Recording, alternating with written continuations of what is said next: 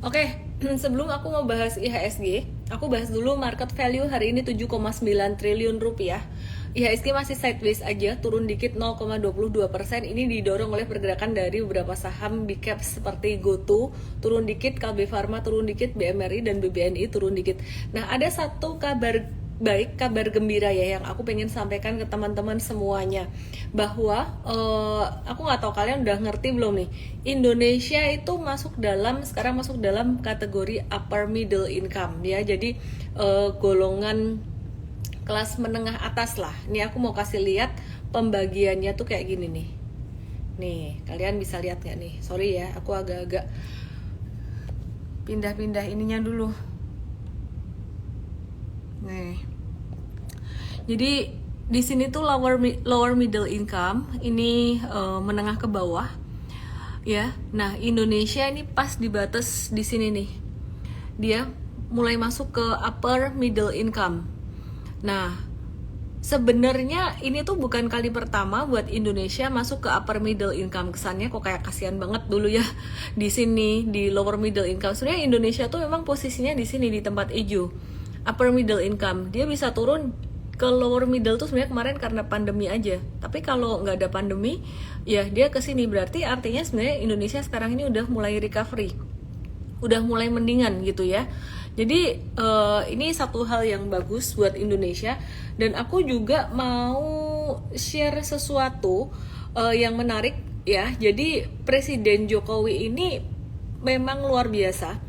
Meskipun dia alus-alus, kalem-kalem gitu ya, tapi Presiden Jokowi ini benar-benar pinter. Kalau menurut aku tuh pinter. Dan salah satu gebrakan yang dilakukan oleh Presiden Jokowi ini sebenarnya bicara tentang larangan ekspor biji nikel dan juga hilirisasi. Nah, kalau teman-teman perhatikan saat ini ya, di tahun 2020 kemarin itu WTO, World Trade Organization ya, ini melarang ekspor sempat menggugat pemerintah Indonesia karena melarang ekspor biji nikel, dan Indonesia sempat melakukan banding. Ya, jadi sempat kalah di 2022, terus kemudian banding ya. Terus kemudian sekarang dikomplain lagi sama banyak negara. Kenapa? Karena melakukan hilirisasi gitu. Jadi salah satu komplainnya tuh datang dari IMF gitu. Jadi lembaga atau Dana Moneter Internasional. Nah, IMF ini bilang bahwa Indonesia itu perlu mempertimbangkan penghapusan secara bertahap kebijakan larangan ekspor nikel dan tidak memperluasnya untuk komoditas lain. Nah, saya bisa sense di sini bahwa sebenarnya asing itu takut sama Indonesia. Takutnya kenapa? Ya karena dengan adanya kebijakan ini bakalan mempersulit mereka. Tapi sebenarnya ini sangat bagus sekali buat Indonesia. Jadi sebenarnya teman-teman, kalau aku boleh summary, banyak banget yang nanya pemilu 2024 nanti gimana? Ada kaitannya dengan hilirisasi. Pemilu 2024 itu akan baik-baik saja. Terus siapapun presiden yang terpilih, kalau bisa nih ya, presiden ini tuh melanjutkan kebijakan dari Presiden Jokowi. Jadi selain disukai, dicintai rakyatnya, Presiden Jokowi ini dia mempunyai satu strategi yang sangat bagus sekali untuk memajukan Indonesia. Indonesia ini bisa maju dari negara berkembang jadi negara maju, salah satu kuncinya dengan hilirisasi ini. Jadi nggak hanya ekspor bahan mentah, tapi diolah dulu, karena kata kuncinya buat Indonesia itu sebenarnya sumber daya alam, sangat kaya sumber daya alam, tapi masyarakat Indonesia nggak bisa ngolah. Nah, jadi aku menjawab pertanyaan tentang bagaimana nanti pemilu, bagaimana nanti jika terpilih presiden A, B, Ganjar atau Prabowo atau Anies gitu.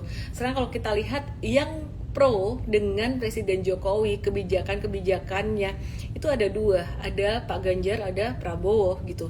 Jadi either way, Pak Prabowo ataupun Pak Ganjar yang terpilih sebenarnya dua-duanya oke. Jadi kalau kita bicara dari kacamata ekonomi ya, dan juga pengamat saham, jadi aku bukan politikus gitu, dua-duanya nih oke, selama kebijakan Presiden Jokowi dilanjutkan.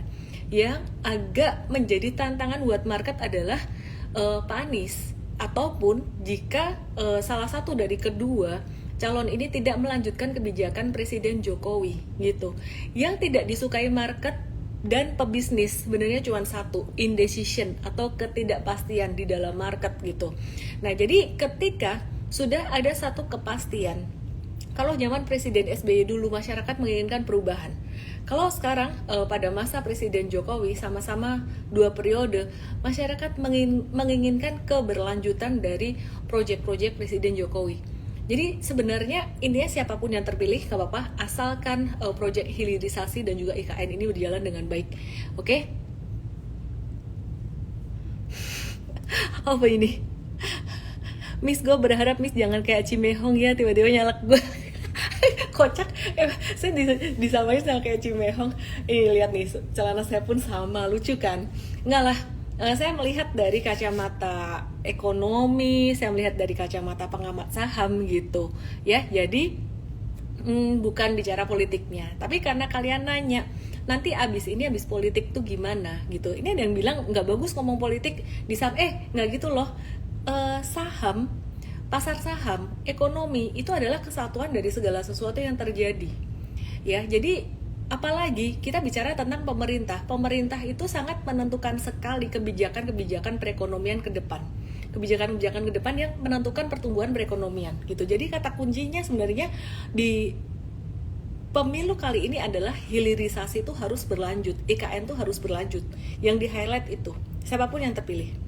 We just don't care siapapun yang terpilih, pokoknya itu harus berlanjut. Dan yang aku mau highlight sekarang ini tuh asing mulai agak-agak kepanasan atau mereka khawatir dengan adanya hilirisasi ini akan mempersulit mereka, tapi ini bagus buat Indonesia. Anyway, sebenarnya kalau ditanya sektor nikel ya, komoditas itu ke depan gimana? Nikel komoditas ke depan dan juga EBT, tadi aku baca satu berita bahwa kebijakan perundang-undangan EBT itu akan semakin ditegesin gitu, udah mulai semakin firm gitu. Itu bagus, tapi tidak serta-merta harga sahamnya akan langsung naik, akan terus naik. Jadi kalau kita bicara tentang harga saham dari sektor komoditas, baik itu nikel, batu bara, maupun sektor yang lainnya, termasuk sektor-sektor yang sekarang lagi menggalakkan energi baru terbarukan gitu. Itu semuanya tetap cyclical. Kita tetap pakai chart, oke? Ya, ujung-ujungnya balik ke chart, oke? Ya, oke. Ini ada yang bilang gas NCKL. Ntar ya kita bahas NCKL-nya. Aku mulai bahas technical dikit-dikit ya. Aku mulai bahas technical.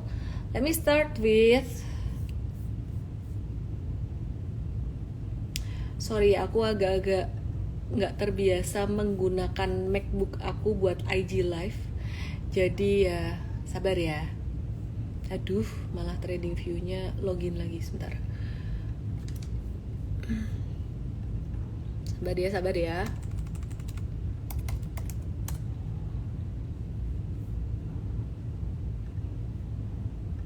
Terima kasih buat kalian yang sudah bersabar menunggu saya di tengah kemacetan dan menunggu saya login ke TradingView. Tadi udah login sekarang keluar lagi dan saya lagi dikerjain sama Google kayak gini nih.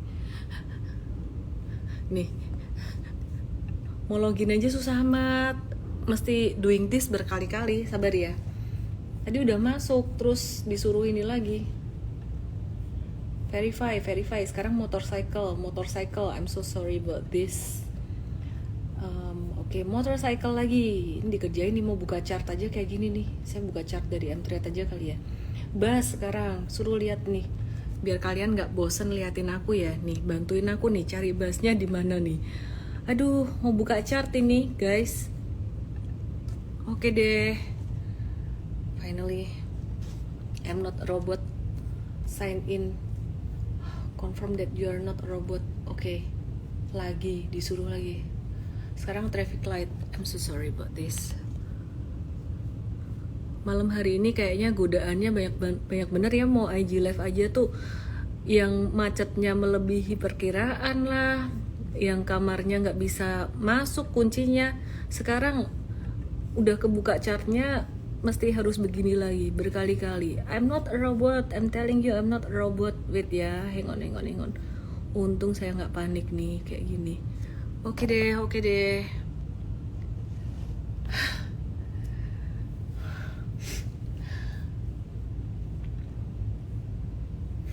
haleluya.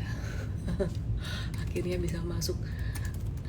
Dari tadi siang loh, I'm not robot, terus di HP berkali-kali juga. Oke, sekarang kita lihat dari IHSG dulu ya.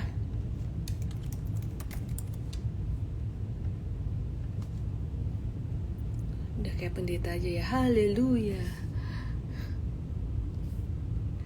Dan sekarang dia Lola kayak gini sambil nunggu chart aku jalan. I'm so sorry for tonight. Nanti kalau udah balik ke rumah lagi semuanya akan lebih bagus, lebih normal. Ya, kita bahas hal-hal yang lain ya sambil nunggu ini ya. Hari ini market value itu cuman sekitaran kurang dari 10 triliun rupiah, masih di angka 7, berapa ya? 7,9 triliun rupiah. Nah, kita lagi nge-watch banget masih kelanjutannya kemarin saham-saham dari sektor finance. Itu ada Arto, BBKP, BDMN, NISP dan juga Agro. NISP dan Agro yang kemarin juga diem-diem aja sekarang udah mulai aktif. Terus buat komoditinya kita ngelanjutin apa yang kita bahas kemarin, dan di morning briefing tadi ini udah dibahas lebih detail. Ada MDKA juga, Harum, ADMR, Medco, dan Pegas. Nah, kemudian MTech Group ini jalan semua nih. Ada MTK, SCMA, dan Same. Kemudian Poultry, Japfa, dan Cepin masih menarik karena harga jagungnya masih turun. Dan hari ini ada gajah terbang, yaitu gajah tunggal. Oke deh, sekarang kita lihat chart.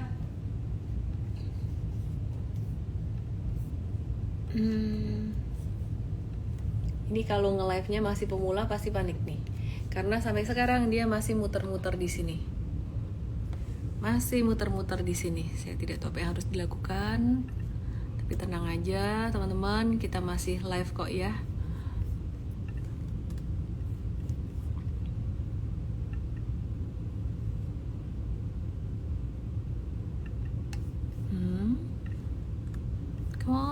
Come on baby. I have to change the wifi, I'm so sorry. Sorry for tonight. Thank you for your patience. Cek, halo. Ya, sambil nunggu chart saya nyala, ini masih muter-muter chart aku. Aku coba bahas fundamental dulu ya. Jadi aku mau bahas fundamental. Ada beberapa saham yang hari ini tadi sempat naik, sempat menguat dan masih akan lanjut menguat lagi. Beberapa di antaranya ada Same, grup MTech, terus kemudian ada selain Same ada GJTL. Nah, aku mau bahas GJTL dulu nih. GJTL ini laporan keuangannya cukup menarik nih ya. Wait ya. Oke. Sambil nunggu chart aku masih nunggu chart aku muter-muter. GJTL ini dia pendapatannya naik secara tahunan tuh cuma 5% aja. Tapi laba bersihnya GJTL ini dia naik 271% di angka 265 miliar. Nah, kenapa demikian? Kenaikan laba bersih Gajah Tunggal pada kuartal 1 2023 ini didorong karena selisih kurs ya. Jadi dolar, mata uang rupiah dibandingkan dengan dolar Amerika. Ini yang bikin Gajah Tunggal cuan. Jadi cuannya bertambah sekitaran 107,32 miliar turnaround dari rugi 12,9 miliar pada periode sebelumnya. Jadi kalau dibilang sebenarnya ini keuntungan dari operasional ya enggak juga, sebenarnya keuntungannya tuh dari selisih kurs atau mata uang itu sendiri gitu. Tapi sebenarnya kalau kita trading kita nggak terlalu peduli lah ya dengan fundamental. Kita langsung aja lihat Gajah Tunggal gimana. Chartnya udah jalan, yay, finally. Jadi kayak orang trading ya, orang IG live pun juga nggak boleh panik, mesti tenang. Oke, Gajah Tunggal kita mau review. Dia sempat sideways banget di sebelum bulan Mei, dan kemudian dia breakout di bulan Mei di sini ya, breakout di Mei, dan ini konsolidasi lumayan lama dari Mei sampai dengan Juli. Dan hari ini tanggal 3 Juli dia breakoutnya tuh cakep banget breakoutnya, dan besok masih bisa lanjut naik. Tadi M-Trade udah masuk. Kalau misalkan kamu ketinggalan, lebih baik tunggu retracement aja. Untuk jangka pendeknya kita akan profit taking dalam beberapa hari ke depan, dan untuk jangka menengahnya kita juga masih akan nge-hold ya. Bahkan tadi baru masuk juga untuk jangka pendek ataupun jangka menengahnya. Aduh telat nih, udah naik baru beli. Enggak juga, karena kita selalu nunggu konfirmasi. Kalau masih di bawah-bawah lagi masih sideways, kadang-kadang masih harus nunggu. Kadang-kadang kita nyolong start juga di sideways. Ada beberapa saham, besok kita akan bahas di IG Live ya, saham yang kita nyolong start di sideways gitu. Tapi kali ini untuk gajah tunggal kita nunggu breakout. Kenapa? Karena sebenarnya kalau diperhatikan di sini, ini biasanya volumenya kecil-kecil. Ini secara likuiditas dia juga kecil. Nah baru hari ini liquidity-nya dia naik juga nih dengan volume transaksi sangat tinggi. Resistennya di angka berapa? Gajah tunggal resistennya sekitaran level 1105 yang di garis biru ini, bahkan bisa lebih, itu resisten jangka pendeknya dia. Oke deh. Oke. Habis itu kita mau review beberapa saham dari grup MTech.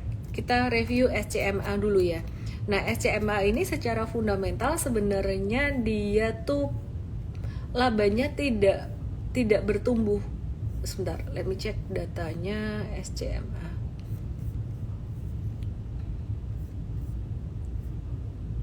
SCMA, let me check. Kok SCMA sih? Same ya.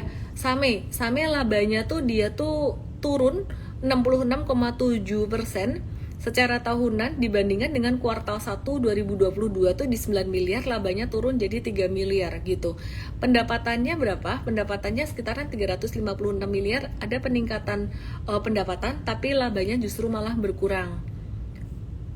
Kenapa? Biasa, karena beban pokok penjualannya naik ya, jadi biayanya naik. Oke, kita mau review untuk grup MTech. Yang pertama kita lihat dulu SAME, Sarana Meditama Metropolitan Tbk dari sektor kesehatan.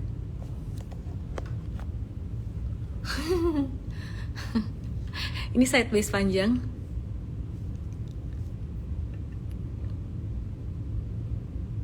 Ya, ini sideways panjang, terus kemudian dia breakout beberapa waktu yang lalu. Nah, ini kalau misalkan ada breakout kencang gini, ini jangan dikejar ya, dia retrace, normal retracement gitu. Terus baru kalau dia mantul dari supportnya di bawah sini atau dia ada breakout lagi, baru boleh masuk lagi. Dan tadi entret ada masuk juga.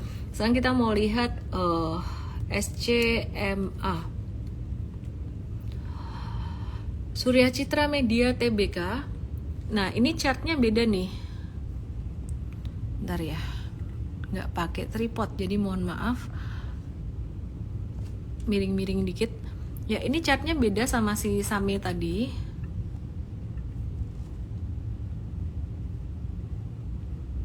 Oke, kalau SAME tadi udah agak-agak uptrend, yang ini tuh bekas downtrend. Dia lagi konsolidasi, ini lagi mau perbaikan tren gitu.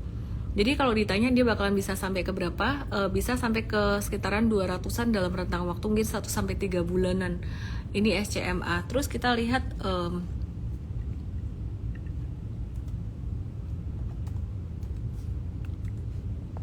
Elang Mahkota Teknologi. Nah, perhatikan patternnya. Patternnya ini ngikutin Arto. Dulu waktu di zaman pandemi, masa-masa pandemi itu, ketika saham-saham teknologi lagi hype banget, ini termasuk salah satu yang nge-hype juga MTech dan juga Arto gitu. Jadi perhatikan di sini, turun kan, ya kan. Terus ini dia udah mulai ada tanda-tanda reversal gitu. Jadi ini udah mulai ada tanda-tanda akumulasi. Perhatikan hijaunya lebih banyak daripada merahnya. Oke. Tentang dividen di YouTube banyak. Dividen aku sangat selektif sekali untuk dividen. Aku bahas di MFest kemarin bicara tentang PTBA dan juga apa ya? Ya, PTBA dan ITMG. Oh, oke, aku mau bahas PTBA ya. Ini menarik PTBA.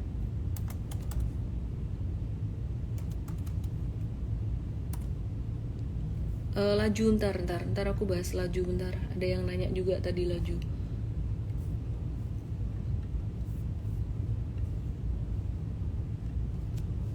Rambutnya kok gitu lah, terus suruh gimana? Ini nggak sempat masuk kamar tadi, udah macet kamarnya di jauh gitu ya, saking gedenya nih hotelnya, kamarnya di jauh, terus sampai kamar kuncinya doesn't work, jadi di tap merah. Jadi ya udahlah, biarin rambut begini, udah nggak usah dikomen. Ya ini kemarin Newcastle Coal Futures, harga coalnya udah mulai ngelandai gitu, udah mulai ada tanda reversal. Aku mau review PTBA. Aduh, getar-getar ini ya kalau dipegang pakai tangan gini, goyang-goyang nggak rapi. PTBA-nya udah mulai slow down, turunnya dia udah mulai slow down. Perhatikan di sini. Ini dia ARB berapa kali ya? 1 kali, 2 kali kena di sini. Nah, kalau UNTR waktu itu ARB-nya 3 kali. Kenapa? Karena waktu itu ARB-nya baru sekitaran 7%-an. Jadi ini sekarang PTBA ARB-nya cuma 2 kali udah 15%-an kan. Gampang banget sebenarnya mau ngitung ARB berapa kali ya, sekitaran dividen yang dibagikan aja gitu. Kemarin sekitaran dividen yieldnya tuh 27-30%. Sama, dia jatuhnya 2 kali. ARB 15% terus 15%. Sebenarnya kalau dihitung dari atas lebih dari 30 sih. Aku coba hitung ya. Lebih atau pas ya dari harga closing come date. Oh 27. Pas banget loh sama kayak dividen yieldnya dia gitu. Oke, jadi expected.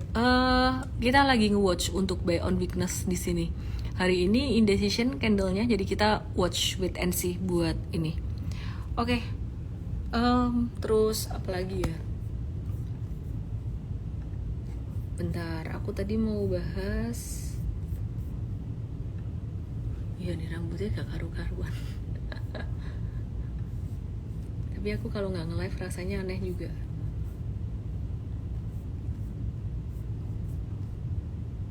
Same itu valuasinya masih discounted. Balik lagi ke Same, random banget hari ini. Dia valuasinya discounted sekitaran 30,2% PBV-nya, sekitaran 1,69 kali dibanding dengan 5 year average-nya di 2,42 kali gitu. Oke, banyak banget yang nanyain laju. Kita buka dulu chartnya laju. Ini ada yang nanya,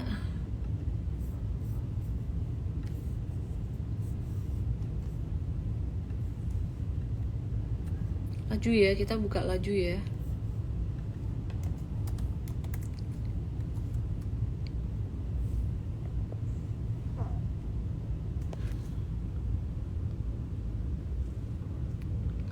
Sebenarnya aku bingung sih. Laju ini kan yang kalian tanyain ini kan, bener kan? Laju ini kan jasa berdikari logistik kan ya. Bless you. Hachu, bless you. Oke. Sebenarnya ini ada yang nanya tadi di Instagram aku, kenapa dia turun? Kan fundamentalnya bagus, kenapa dia turun? Loh, dia turun itu sebenarnya udah kelihatan dari kemarin-kemarin trennya turun, nggak heran gitu loh. Sekarang kita bahas technical dulu. Secara technical tuh memang dia trennya turun, jadi udah nggak heran kenapa dia turun, nggak usah dipikir lagi.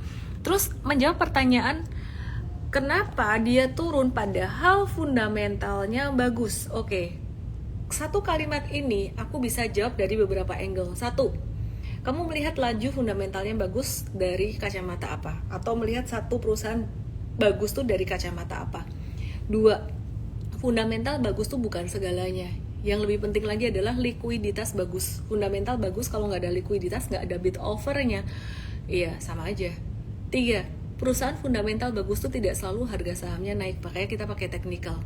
Terutama di Indonesia. Di Indonesia tuh marketnya belum efektif. Ya, jadi banyak sekali perusahaan-perusahaan yang fundamentally bagus, dia cuan, valuasinya murah, harga saham nggak naik, nggak gerak. Jangan ditanya kenapa. Mungkin karena investor-investor gedenya justru malah beli dan simpen, jadi nggak gerak gitu. Nggak ada barang buat investor retail, atau mungkin kalaupun ada barang buat investor retail, di tradingin bentar, yang namanya retail trading beli jual, jadinya malah nggak naik gitu. Aku nggak ngomongin laju secara khusus, tapi intinya kalau kamu niatnya udah mau trading, nggak usah terlalu dipikir kenapanya. Kalau niatnya mau trading, yang kita pikirin adalah when. Jawabannya pakai technical. When to buy, when to sell. Jawabannya pakai technical. Tapi kalau kamu fokusnya buat investing, kamu mesti pakai fundamental. Itu pun aku kalau investing, aku fundamental, aku combine sama technical juga di invest, aku jelasin. Gimana ngitung harga wajar saham? Aku biasanya pakai valuation band, ya. Jadi aku pakai valuation band gitu, rata-rata average valuation untuk 5 tahun. Terus kemudian ya, jadi ada kita ambil rata-rata valuasi 5 tahun, terus kita lihat di situ apakah dia lagi di bawah rata-rata atau di atasnya. Ada orang masuk, semoga dia nggak berisik ya, atau semoga saya nggak ngeberisikin dia. Oke, banyak banget yang nanya juga NCKL, Trimega Bangun Persada Tbk.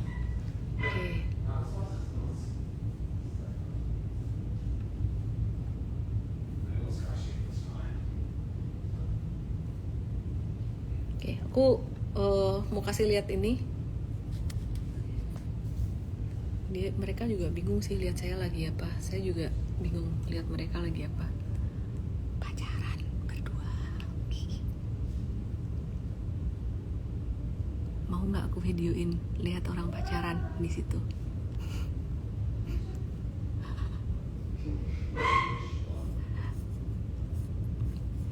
Ganggu lagi ngevlog atau ganggu orang lagi pacaran nih?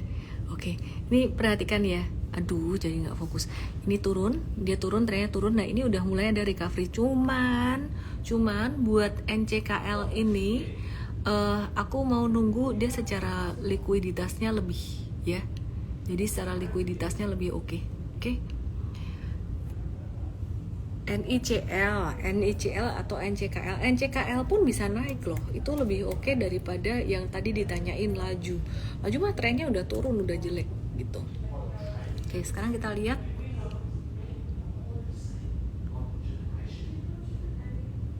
Aduh, jadi nggak fokus nih, di sebelah ada orang pacaran. Oke. Mari tetap profesional. Aduh, apaan sih? NCKL tadi mau breakout, volumenya udah bagus banget, tapi false breakout nggak apa-apa. Kalau misalkan kalian udah beli ini tetap satu tanda yang bagus.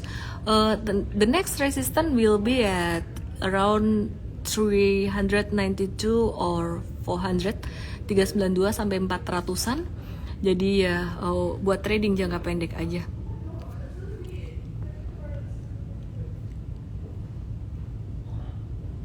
Mana lihat, nggak sopan. Ntar aku yang ditabok lagi. Sebentar ya. Aduh, nggak fokus. Apa-apaan sih? IG Live tuh paling enak emang di belakang meja kerja aku sendiri.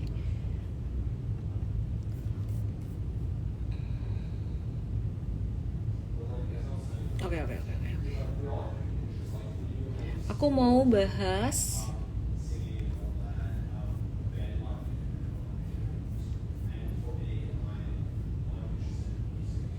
APBN dikit ya, tentang makro ya. APBN di semester 1 2023 itu surplus 152,3 triliun. Ini bagus, intinya bagus gitu aja. Aku bahas dikit-dikit. Terus harga CPO naik. Jadi mesti watch saham-saham sektor CPO ya. Jadi watch saham-saham sektor CPO ya. Aku nggak ulang lagi, CPO udah banyak dibahas di morning briefing M-Trade. Saham apa aja, ada yang buat trading, ada yang buat di hold juga gitu. Trading cepat, ada yang buat di hold juga. Hari ini asing net sell dikit kok, sekitaran 62,41 miliar aja net sell-nya. Terus aku mau bahas saham selain dari sektor teknologi, selain MTech. Tadi aku mau bahas Arto ya. Tadi di awal aku ada mention Arto tapi belum sempat dibahas. Aku mau bahas Arto, terus kemudian ADMR dan juga Agro Pegas. Arto, ADMR, Agro, Pegas. Sebentar ya.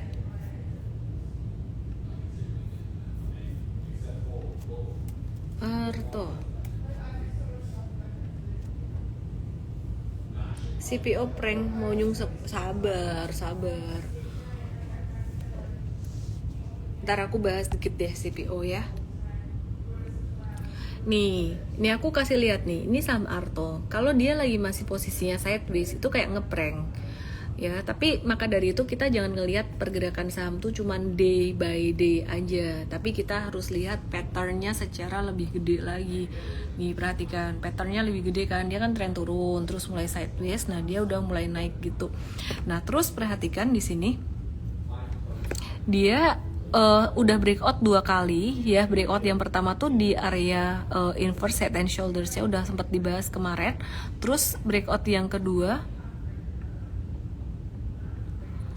yang keduanya dari sideways yang ada di sini nih, 3240, 3250-an ya. Jadi dia breakout bisa sampai ke 3660 hari ini. Another breakout tuh menunjukkan dia lanjut ke tren naiknya. Sekarang aku mau balik ke CPO tadi. Ada yang bilang, "Oh, CPO ngeprank nih." Ya, namanya lagi masih sideways. Nah, perhatikan ini kalau contohnya saham AALI, dia tuh belum uptrend, dia tuh lagi sideways, lagi stage 1, pembentukan stage 1-nya lagi mau breakout lah, kira-kira kayak gitu. Terus tadi aku udah mau bahas sama apa lagi ya?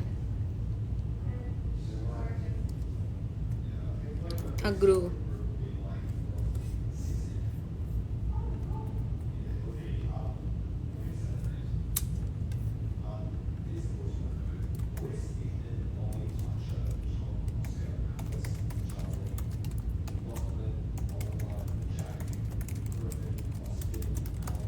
Bentar ya, aku buka agro ya.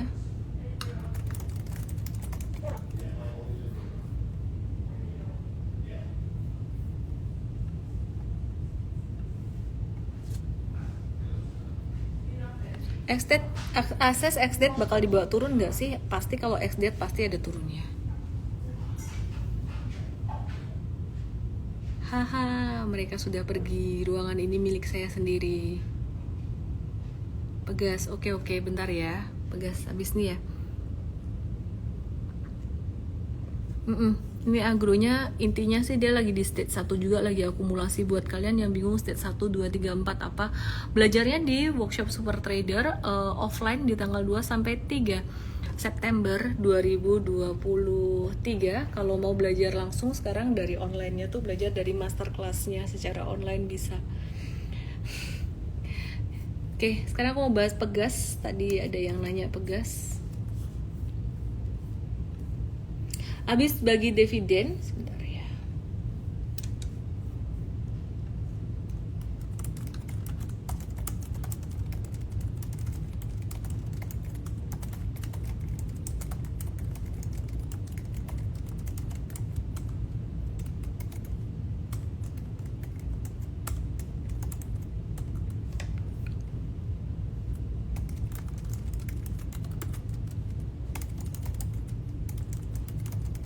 Oke, kita mau lihat Pegas. Ini cakep juga. Pegas ini meskipun dia habis bagi dividen gitu, sideways-nya ternyata nggak lama ya. Jadi hari ini dia mantul. Sementara jangka pendek bisa sampai ke 14.50-an. Jangka menengah bisa recover lebih bagus gak sih? Bisa, karena sebenarnya ini tren sebelum dia bagi sebelum dia come dev itu ini udah bagus gitu. Ini ada tanda-tanda akumulasi di sini, kelihatan banget nih tanda akumulasi buat Pegas. Habis itu ada dividen ya, jadi turun ya. Anyway, normal aja. Oke, terus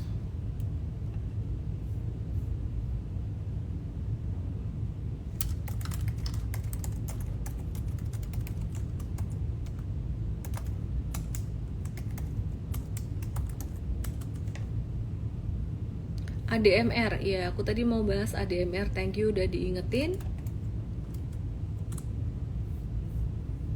Ada yang penasaran kenapa sih masih nyemetin IG live lagi liburan, udah malam-malam pula. Kayak situasi tadi bener-bener nggak mendukung banget, habis macet-macetan, nggak bisa masuk kamar saya pula, kuncinya tiba-tiba jadi merah gitu. Tapi seneng, jadi orang kalau seneng apapun dilakukan ya, ini yang disebut dengan passion gitu ya. Oke, sekarang kita lihat ADMR. Nah sekarang banyak banget nih saham-saham yang kayak gini nih. Ini dari downtrend, terus udah mulai sideways, udah mulai belok ke atas. Kalau dulu saham-saham yang kayak gini yang mengalami bullish reversal, ini namanya bullish reversal ya, adalah saham-saham yang fundamentalnya tuh keren-keren banget kayak gitu, fundamentalnya kuat-kuat banget.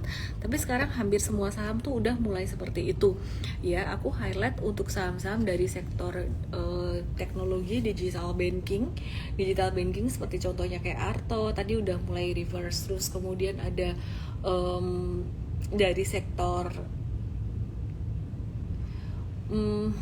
komoditi, poultry itu udah reverse, retail udah reverse. Sekarang mulai komoditi yang lain, komoditi yang minerals kayak gini. Nah kita lagi mulai nge-watch batubara ini udah mulai reverse juga pelan-pelan. Dalam sebulan ke depan ada kemungkinan dia akan mulai reverse gitu. Oke, kita lanjut di morning briefing besok teman-teman ya. Jadi aku mau balik ke kamar dulu. Dan thank you buat semuanya yang udah nungguin aku, meskipun aku tadi telat sekitaran 40 menit. Udah nungguin dengan rambut yang belum sisiran, belum lipstikan. Terima kasih semuanya, salam profit. Dan jangan lupa kalau mau belajar langsung ketemu saya di workshop Super Trader tanggal 2-3 September di Jakarta. Teman-teman langsung aja daftar DM saya ya. Jadi offline STE, nama, email, dan WhatsApp, atau bisa langsung ke mtrade.id/supertrader, mtrade.id/supertrader, atau just DM me mau daftar offline workshop Super Trader gitu, 2 dan 3 September. Saat ini masih early bird banget, jadi rencananya setiap minggu itu investasinya akan naik gitu. Jadi selama seminggu ke depan ini masih super early bird. Tapi buat yang mau belajar langsung masterclassnya bisa langsung aja DM aku juga, masterclass Super Trader. Terus kita masih hire terus untuk tim coach dan tim kreatif. Jadi kalau kamu baru lulus kuliah, kamu suka banget ngonten, kamu suka saham, kamu suka trading, just DM aku, tanya gimana cara apply-nya. Itu aja, semoga bermanfaat. Salam profit. Dah. Cara apply kerja. Thanks much, bye bye.